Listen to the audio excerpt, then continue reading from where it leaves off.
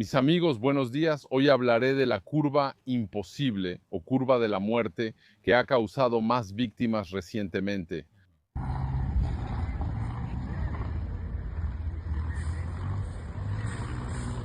Iré al 21 de marzo de 2026, el sábado pasado, en Manaus, Brasil, en el Aeroclub de la Amazonia. Contamos con un Cessna 152 de 1977 modelo producido entre 1977 y 1985.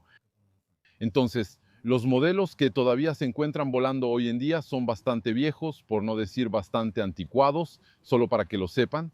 Entre nosotros, yo no me subo a un Cessna 152, ya debería estar en museos. Como mencioné, en este avión viajan dos personas, incluyendo un instructor. Él tiene 40 años, 6 años en el aeroclub y unas 1500 horas de vuelo. A su izquierda está un alumno piloto de 36 años que tramita su licencia de piloto privado. La aeronave se alineará en la pista 11. Despegar vuelo local.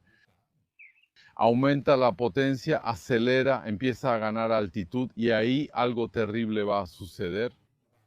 Ahora hay una falla de motor. Permítanme decirles algo. Hay un punto ciego en la formación de los pilotos, un punto ciego enorme. Vas a cualquier escuela, a cualquier aeroclub y efectivamente te van a hablar de fallas de motor. Sí, en caso de falla de motor hay que hacer esto, hay que hacer aquello.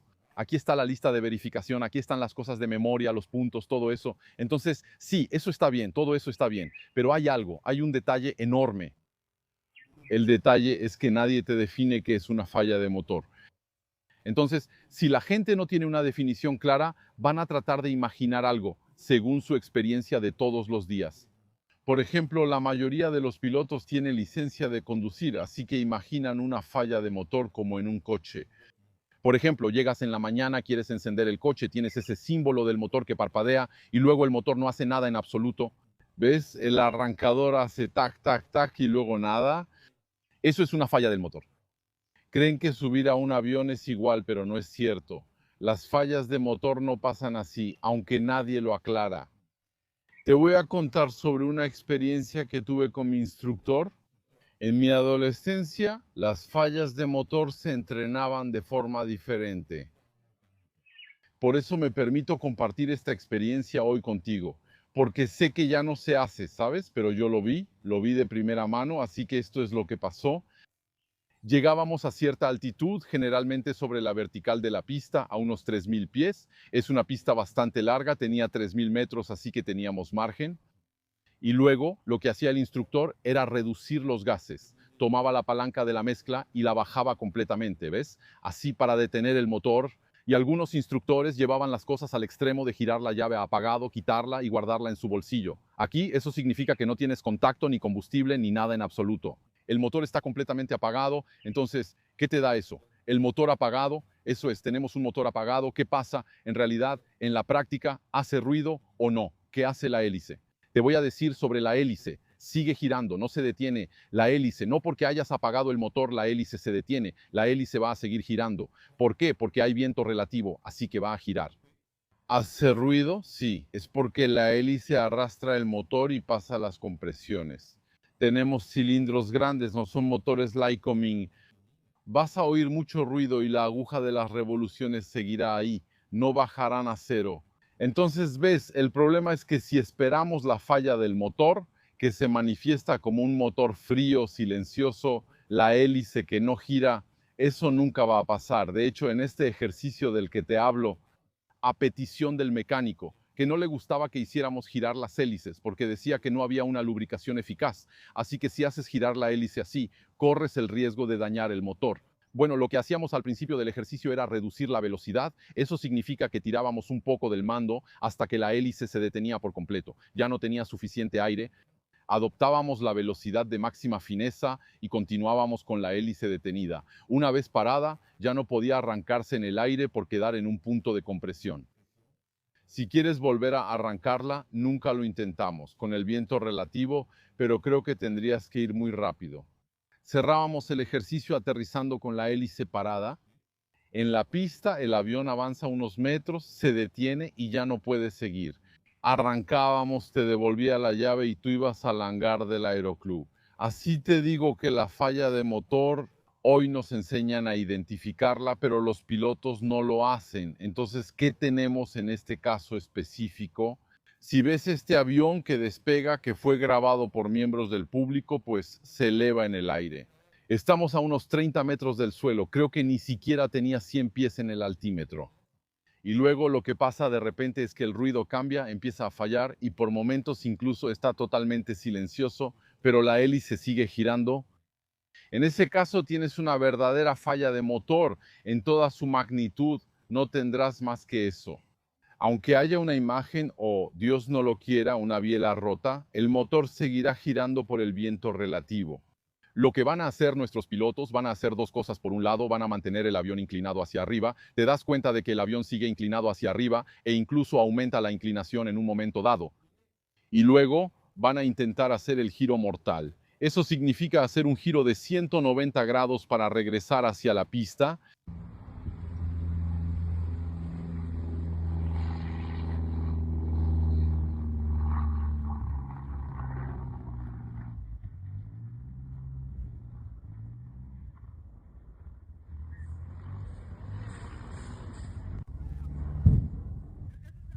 Y ese giro es un giro mortal. Se considera imposible si la falla ocurre justo después del despegue. Por supuesto, si tenemos 1000 pies, si hemos estado subiendo durante 2 o 3 minutos, sí, potencialmente podemos regresar. Eso es otra historia, pero realmente estamos hablando de los 10, 20, 30 segundos después del despegue. No tenemos suficiente altitud, no tenemos suficiente reserva de velocidad, suficiente energía para dar la vuelta. Entonces ves que el avión se inclina hacia arriba en cierto momento, incluso con la sangre presente, toma aún más inclinación.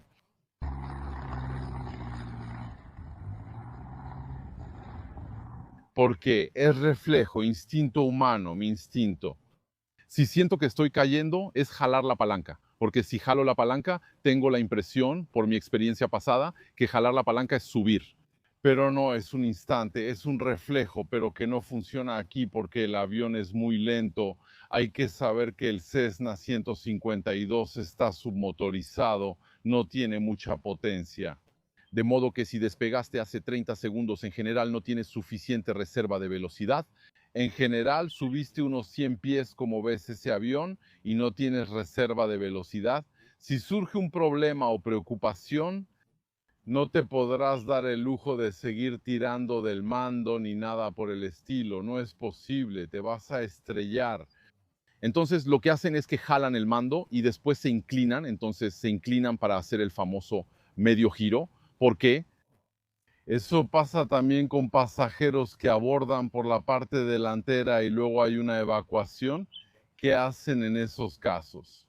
Buscan llegar a la puerta por la que abordaron aunque haya otra más cercana. ¿Y por qué es eso? Bueno, simplemente es ese maldito reflejo humano porque nos aferramos a lo que conocemos. Recuerdo que entré por esa puerta y sé dónde está, intentaré ir aunque esté lejos y no tenga sentido. En caso de incendio, busca la puerta más cercana. El tipo despega y por reflejo intenta ir a la pista detrás de él, pero esos reflejos pueden ser mortales. Te doy un ejemplo de cómo luchar contra eso. Es por una forma de programación. No me gusta la palabra programación, pero bueno, la vamos a usar. Es una forma de programación mental. La programación mental, te doy un ejemplo.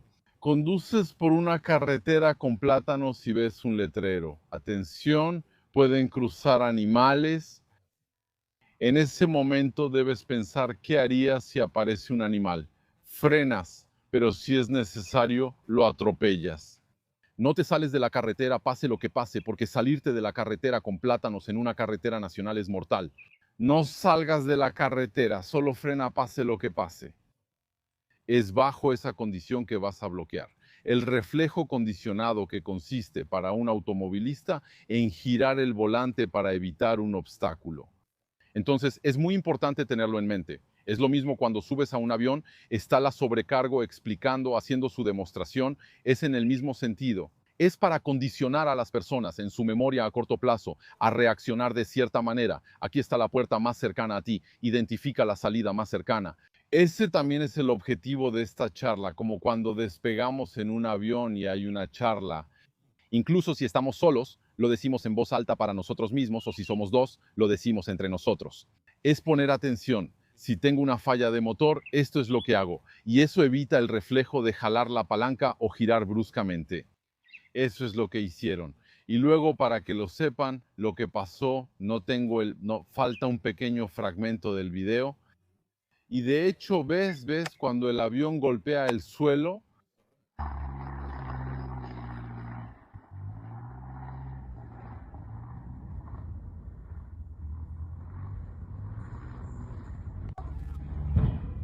Es un objeto que salta muy alto en el aire, probablemente sea una llanta. Las llantas generalmente rebotan bastante alto, se encuentran más lejos generalmente de los restos.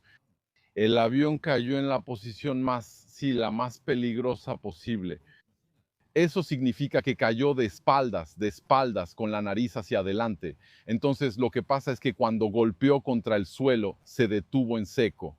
De hecho, si miras, hay una deformación en forma de acordeón, que generalmente es una mala señal, es una señal de una desaceleración muy brusca que deforma así la cola del avión como un acordeón.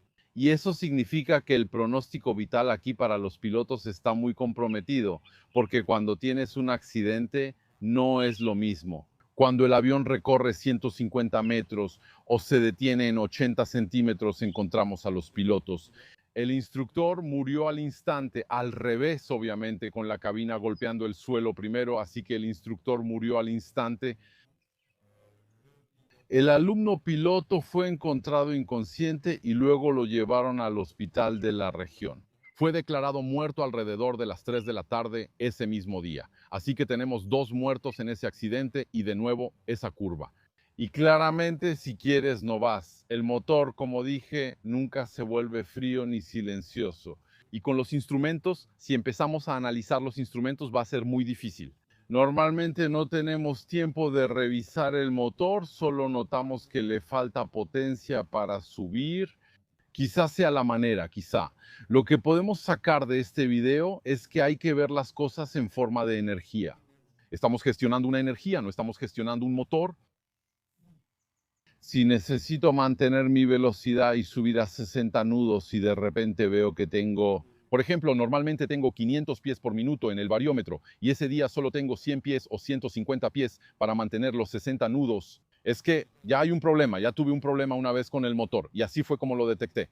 Eso significa que manteniendo la misma velocidad que de costumbre, bueno, lo que pasa es que mi variómetro no respondía.